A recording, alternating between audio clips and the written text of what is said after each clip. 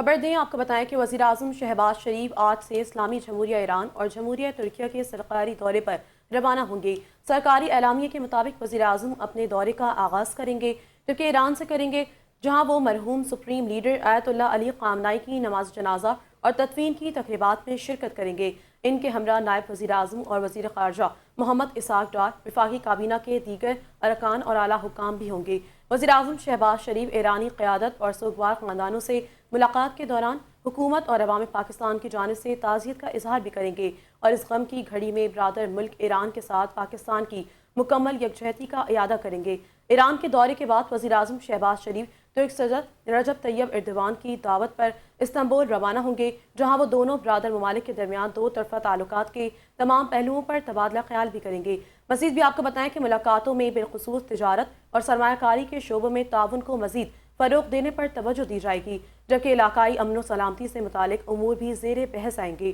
Istanbul میں قیام کے دوران وزیر اعظم پاکستان کی میزبانی میں منعقد ہونے والی ایک بزنس کانفرنس سے بھی خطاب کریں گے، جس کا مقصد خصوصی اقتصادی زونز، توانائی، تجارت، انفارمیشن ٹیکنالوجی اور نجکاری سمیت مختلف شعبوں میں پاکستان کی تجارتی اور سرمایہ کاری کی صلاحیتوں کو اجاگر کرنا ہے۔ اس کانفرنس میں ترکیہ کے ممتاز کاروباری شخصیات اور سرمایہ کاروں کے علاوہ اعلیٰ سرکاری حکام، معزز شخصیات اور کاروباری برادری کے دیگر نمائندے بھی شرکت کریں گے۔ مزید بھی آپ کو بتائیں کہ اعلامیے کے مطابق وزیراعظم کا ایران اور ترکیہ کا یہ دورہ دونوں برادر ممالک کے ساتھ پاکستان کے گہرے تاریخی، ثقافتی اور برادرانہ تعلقات کا عکاس ہے۔